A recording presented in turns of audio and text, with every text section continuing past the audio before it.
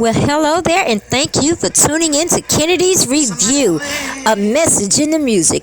Do you hear what I hear? Now, in the background, I hear Ike and Tina Turner, and Tina is telling us in all sincerity that she is wondering if she's a fool in love. She doesn't have to wonder. We can answer that for her. You're a fool, but you're not in love. What you are is clingy and needy, and you don't need this man, because just saying that he has you smiling when you should be ashamed. What should you be ashamed of? Is he married? Are you borrowing someone's man when you can buy one for yourself? Is that what you're saying? You do anything he wants you to do. What did he want you to do, darling? Because this is not flying right with me.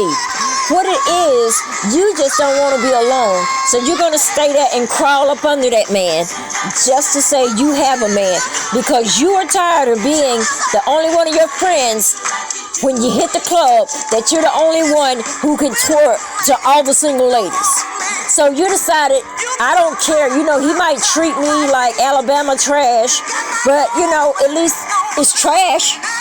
You know, it could be vapor. I could be invisible to him. So at least you paying some attention to me. So you're going to curl up under that. But you know this is not right. You know it's not right. And you can bet you as much as you know it's not right, he knows it's not right. But you know what? He lost all respect for you when you decided that you were a fool in love. Because once he saw that weakness, that no backbone, he came right up in there. And you told everybody what a good man he is and everything. But your friends never see it as good man. He's probably only good to you behind closed doors. You see what I'm saying? And that right there makes you a fool. But once again, you're still not in love. You just don't want to be lonely. I don't give a damn. I don't give a damn. I don't give a damn. It's one thing to be a fool, and it's another thing to be in love. But out of this whole song, you've been nothing but a fool. You shouldn't even have to ask us, because before this song is over, we would have hit the golden buzzer and let you know, yes, sis, you are not only a fool, you're a damn fool. This has been Kennedy Brown. Love ya. Mwah.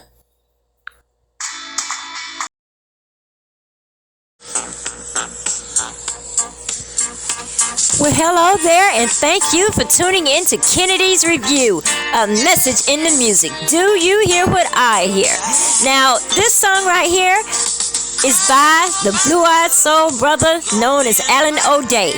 Now, I'm thinking that this was a one-hit wonder, and as I grew older, I began to have my own opinion about this song, and I'm going to share it with you. This man was the creepiest, freakiest person that ever put his voice on wax, and R. Kelly is locked up? Come the hell on. This song did not get banned in the 70s, but yet Eddie Kendrick's album cover was not approved because he was holding the hand of another man, and it said he is a friend of mine. Come on now, this guy right here, how the hell is he not just bragging to us that for the first time in his life he had a wet dream?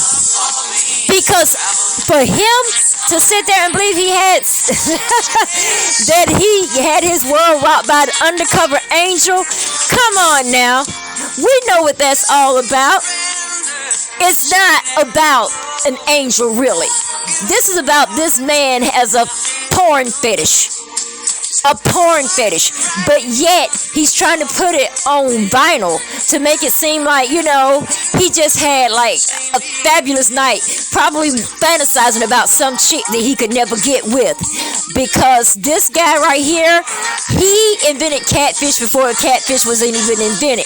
I bet you he had 5 or 6 women that he would call up every night just to get his little nocturnal emission off. You know what I'm saying?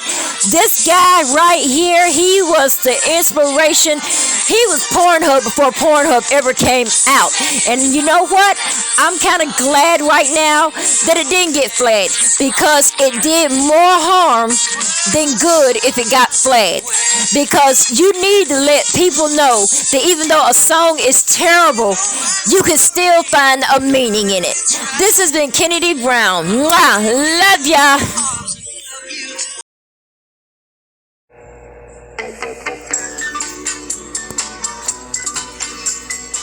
Well, hello there, and thank you for tuning in to Kennedy's Review, a message in the music. Do you hear what I hear? Now, in the background, I hear the soulful voice of one Mr. Eric Ricky Nelson. Yes, son of Ozzie and Harriet, brother of David. This song, Traveling Man, is so sweet. I can just imagine it, just being in every scene of this song. But, originally it was written for Sam Cooke. But at that time, Sam was already married, and he felt it didn't fit his image, so it was passed on to Ricky. And now I can't imagine anyone but Ricky Nelson singing this song. But much like Sam Cooke's Frankie and Johnny, I feel as if Ricky kind of predicted his own death. Traveling Man. And how did he die? While he was traveling on an airplane. December 31st, 1985. I remember it just as clear as day when that happened.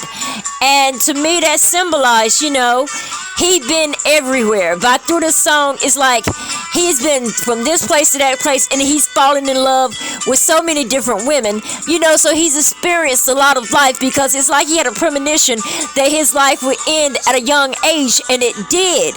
But there is one thing about it. This song is just beautiful because it represents how a guy can really have more than one woman and actually, think it's fair and everything, because they live, hell, his women didn't even live on the same continents. So you gotta you gotta give Ricky his props, because he was pretty smart and everything. But as I said, it's just sad when you think about this song. Traveling Man is pretty much the one that put him on the map, and he was traveling as his plane went down. This has been Kennedy Brown. Love ya. Mwah.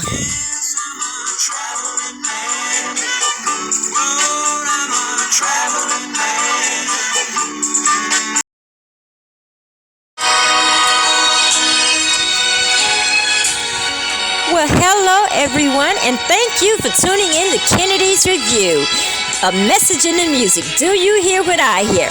I use this segment to break down every classic soul song that I know. And by soul, I don't just mean brown skin soul, I mean blue-eyed soul too. If you can sing and you have a hit, then I'm going to tell you exactly what I think is going on. Now, do you hear what I hear? In the background, I hear Harold Melvin and the Blue Notes. And let me tell you, with Teddy's voice, it doesn't get any bluer than this.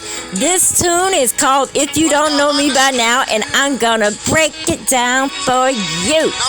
Okay, now this song right here, it's kind of sad, but it should also be, it should be a lesson to you.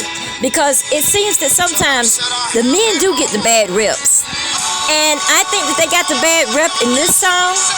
I think it's the woman's fault. Because obviously what I see is going on here, a couple who has been together for say maybe 5 years, but then they all of a sudden get married, and then she realizes that there are things about him that she thinks she's going to change. And there's things about him that he doesn't even pay attention to change to her, because he feels like this.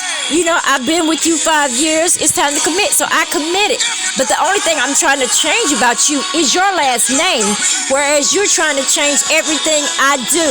Now, when we were just messing around and going together, you didn't have a problem with me going to the strip club with Peanut and them.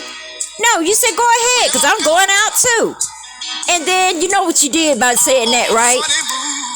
You let me know that, hey, this is a solid woman. So, you let me go out with Peanut and them. Then sometimes on Sunday mornings when I didn't feel like getting up and going to church, you're like, okay, I know you work hard all week, so just sleep in, I got you covered in my prayers, baby. Okay, so you won my heart with this woman, but then when we said I do, you changed everything. Not only could I not go to the strip club with Peanut and them, you used reverse psychology on me. I say to you, I'm going to slide out to the strip club with Peanut and them. Oh, okay, I'm going to go out with Kenya. Oh, you going out with Kenya? Yeah. You go into the bedroom, you come back out with the skimpiest outfit on, knowing good and damn well you're not going anywhere. And the only way I'm going to keep you from going anywhere is by calling up Peanut and them and canceling out and staying at home with you. Okay, so you fooled me that time. Okay, now I'm going to hell because I missed one Sunday going to church. And you don't know if you want. Well, hello there, and thank you for tuning in to Kennedy's Review, a message in the music. Do you hear what I hear? Now, in the background, I hear Keith Sweat singing his debut song, I Want Her. Okay, now this song right here, it kind of seems like he sees a woman and he's just enamored over her. But I'm going to tell you what he reminds me of. He reminds me of the guy that just got out of prison. And he's going out to the club for the first time in, like, say, 10 years. Let's just say this guy is like the guy on I'm Gonna Get You Sucker. You know, Fly Guy, when he had the goldfish in the shoes and everything? Okay, so he's so out of date. But what it is, he is a convict. He just got out of prison and he's institutionalized. He hasn't seen a woman since God was a boy. So any woman he sees in this club, she's gonna be his. And then he's drunk as hell because he said he saw her last night, but then he couldn't figure if she was really there. So he's going around, I can see it now. He asked one girl to dance and she dances with him politely, and then, you know, she declines the next dance. So next thing you know, she's dancing with another guy. He comes over, oh, I thought you were tired. What you doing with my girl? Okay, you just came out of prison and you're claiming women already. So this is telling me right now that somehow or another you leaked through the cracks. I don't know what you did to go to prison, bruh, but I can tell you right now, they have a nice white jacket that buttons in the back that would have done you a whole hell of a lot of good. You sitting there, I want her, I want her. It further lets me know that you're really not too fond of women, and I can bet you went to jail for something that had to do with domestic violence, or either, I hate to say it, a sex crime. That is exactly what this song reminds me of. He's laid in that jail cell all this time, and he's finally seeing a woman.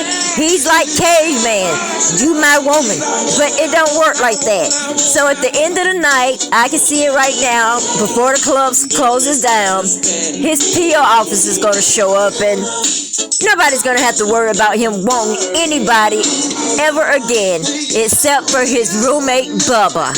This has been your girl, Kennedy Brown. Love y'all. Mwah.